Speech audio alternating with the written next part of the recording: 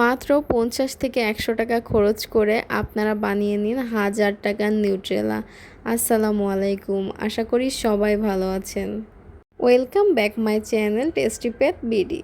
খুবই কম কিছু উপকরণ দিয়ে আজ নিউট্রেলা আপনাদের সাথে বানিয়ে দেখাবো, যেটা বানাতে খুবই কম টাইম লাগবে। ট্রাস্ট মি, এই রেসিপিটা দেখলে আর কখনোই আপনাদের বাইরে থেকে নিউট্রেলা কিনে খেতে মন চাইবে না। তো আর দেরি কিসের, এখনই শিখে নিন এই দুর্দান্ত রেসিপিটা আর বানিয়ে সবাইকে তাক লাগিয়ে দিন।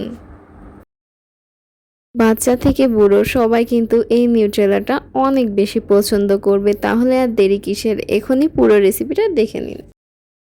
প্রথমেই আমি একটা প্যান নিয়ে নিয়েছি, তারপর ২৫০ গ্রাম বাদাম দিয়ে দিচ্ছি। বাদামটা খুব ভালোভাবে রোস্ট করে নিতে হবে। এই বাদামের দামটা কিন্তু অনেক কম। ১০ থেকে ১৫ মিনিট মতো সময় নিয়ে এটা ভালোভাবে অল্প আঁচে রোস্ট করতে হবে, যেন পুড়ে না যায়। অবশ্যই সময় নিয়ে করতে হবে, যেন বাদামটা একদম খাওয়ার মতো মুচমুচে হয়ে যায়। এভাবে খুব ভালোভাবে আপনারা কিন্তু রোস্ট করবেন। খুব তাড়াহুড়া করলে কিন্তু পুড়ে যাওয়ার সম্ভাবনা থাকবে।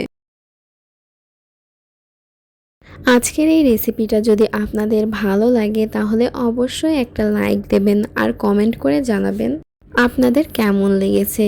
ভালো লাগলে কিন্তু আমার চ্যানেলকে সাবস্ক্রাইব করতে একদমই ভুলবেন না। আর যারা সাবস্ক্রাইব করেছেন তাদের অসংখ্য ধন্যবাদ। যারা এখনও সাবস্ক্রাইব করেননি প্লিজ সাবস্ক্রাইব করবেন আর পাশে থাকা বেল আইকনটি অন করে দেবেন, যেন পরবর্তী ভিডিওগুলো আপনারা সবার আগে দেখতে পান। ভালো লাগলে অবশ্যই আপনার ফ্রেন্ডস অ্যান্ড ফ্যামিলির সাথে শেয়ার করবেন। বাদামগুলো অলমোস্ট রোস্ট করা হয়ে গেছে। এরপর কিন্তু আমি এক পাশে রেখে দেব ঠান্ডা করার জন্য, কারণ কিছুটা ঠান্ডা হলে তারপর এর খোসাগুলো ছিলে নিতে হবে। তো আমি হাত দিয়ে হালকা করে চেপে চেপে খোসাগুলো ছিলে নিয়েছি।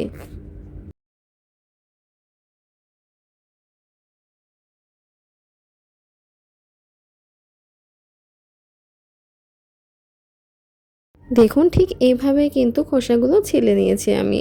এরপর আমি পরিষ্কার করে নিয়েছি। এরপর আমি একটা মিক্সিতে দিয়ে দেব ব্লেন্ড করার জন্য।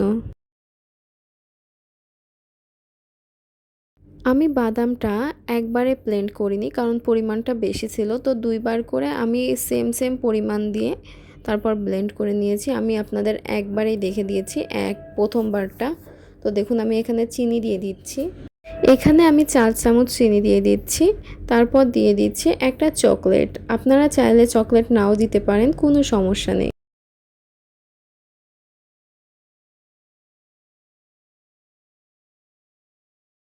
আপনারা যদি চকলেটি ফ্লেভারের নিউট্রেলা খান তাহলে কিন্তু কোকো পাউডারটা দেওয়াই লাগবে। তো আমি এখানে ২ চামচ কোকো পাউডার দিয়ে দিয়েছি। এছাড়া ভ্যানিলা খেলে আর কোকো পাউডারটা দেওয়া লাগবে না।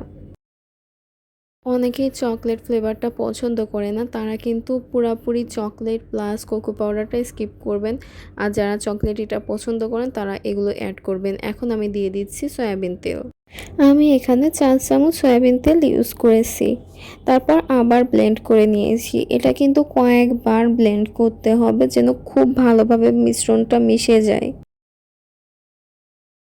এরপর ভ্যানিলা এসেন্স দিয়ে দেবো ১ চামচ মতো। ভ্যানিলা এসেন্সটা অবশ্যই দেওয়ার ট্রাই করবেন, কারণ ভ্যানিলা এসেন্স দিলে কিন্তু স্মেলটা অনেক ভালো আসে। এরপর কিন্তু লাস্ট বারের মতো আমরা আবার ব্লেন্ড করে নেব। ব্লেন্ডটা খুব ভালোভাবে করতে হবে, যেন সবগুলো উপকরণ একদম মিহি হয়ে যায়। তো দেখুন, আমার ব্লেন্ড করা হয়ে গেছে। আমি একটা বলে দিয়েছি। এরপর আমি একটা আমার পুরাতন নিউট্রেলার যে জারগুলো ছিল সেই জারে সার্ভ করে আপনাদের দেখিয়ে দিচ্ছি। দেখুন, এখানে কিন্তু আমার পুরোটা ২টা জার হয়েছিল। তো আমি প্রথমে এটা বানাইছি একবারে। তো আপনাদের এটা দেখিয়ে দিয়েছি। তার মানে আপনারা এই পরিমাণ নিলে ২টা জারে বানাতে পারবেন।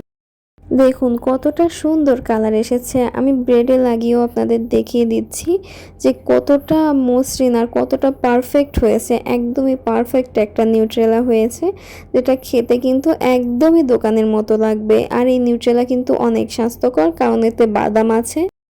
বাচ্চাদের ব্রেনের জন্য কিন্তু বাদাম অনেক উপকারী। তো বাচ্চাদের কিন্তু সকালের নাস্তায় যদি এই চকলেটি নিউট্রেলাটা দেন তাহলে কিন্তু তারা অনেক বেশি পছন্দ করবে। আজকের মতো এ পর্যন্তই। সবাই ভালো থাকবেন। আর আমার চ্যানেলটাকে সাবস্ক্রাইব না করলে অবশ্যই সাবস্ক্রাইব করে পাশে থাকা বেল আইকনটি অন করে দেবেন।